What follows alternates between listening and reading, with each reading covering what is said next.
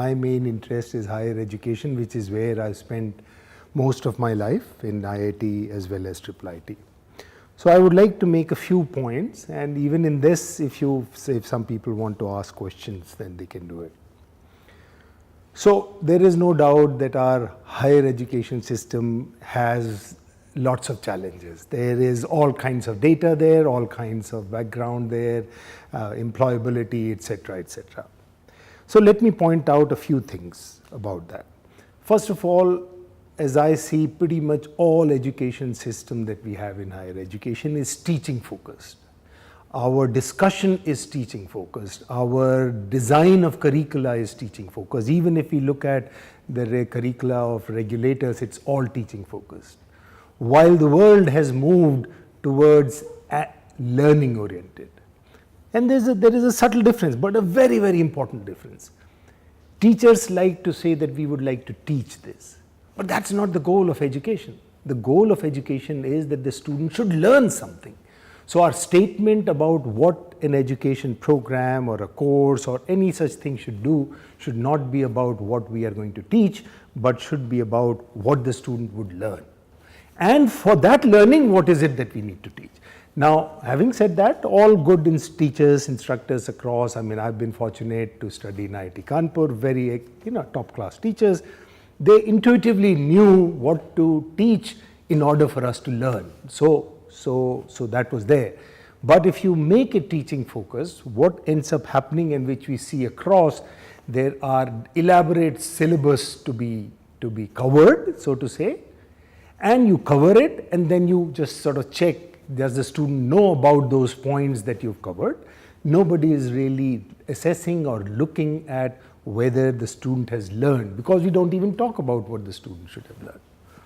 So first, there is a basic problem, is that we need to shift our focus on education from being teaching oriented to learning oriented. Now, if you look at learning literature, there is, of course, teaching is one aspect of that, education. The corresponding aspect of it is assessment.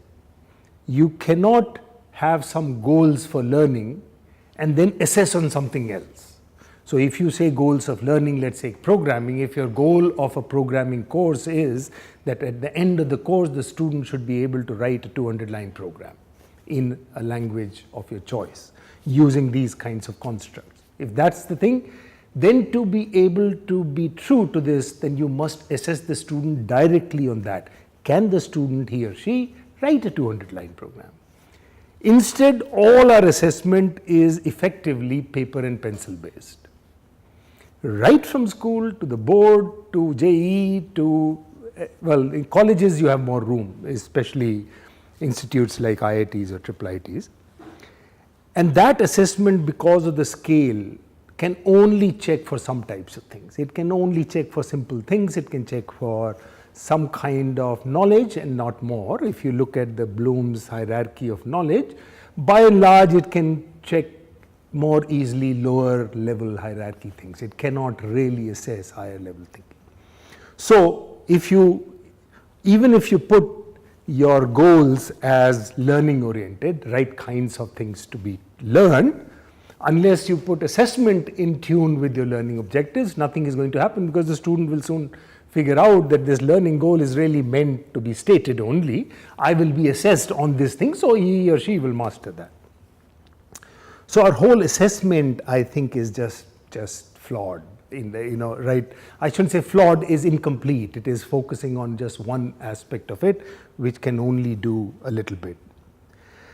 The third thing, because you had a lot of questions about innovation and building things and so on, I would say, while we have all these nice words and desire for people to incubate and to innovate, we really have not encouraged innovation, incubation at all.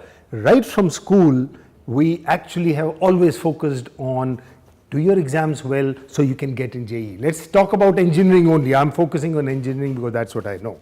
So let's take engineering. A student in school who has a natural talent from engineering, if he or she pursues that engineering actually you'll find that the student loses out in JEE because the fellow wasn't doing his physics, chemistry, math.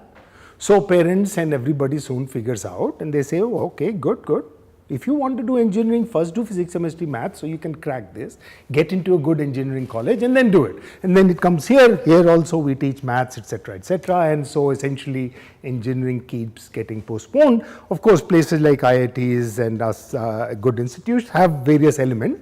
So that's where some of these people do actually thrive and become very good. And we see examples of it in IIT alum all the way. So, but we actually very actively curtail it in the starting stages. And that is, I don't think you can sort of take away the enthusiasm and energy at a starting stages, only hope to build after you have cracked JEE or PMT or what have you. And I don't have any answers for this, but as of now, that's the situation and we don't do it. And finally, I would like to just point out that we really do not value teaching as people, as society, as even academic institutions often. We value research in academic institutions, the good professors or scientists. There are good scientists, but there aren't sort of good teachers, right? We give Bhatnagar award, this award, that award, mostly for research. And that's good, has to be that focus on that. But by and large, as an academic community, I don't think we reward teaching enough or recognize or assess teaching well enough. Those things are also changing. I think all good institutes are doing that. So these are the few points I wanted to raise why I think our education, higher education, is not delivering the kind of understanding, deep understanding that is needed, the kind of skills and capabilities that are needed to be valuable. We are not being able to do it because there is a whole lot of systemic issues and the way we have grown higher education.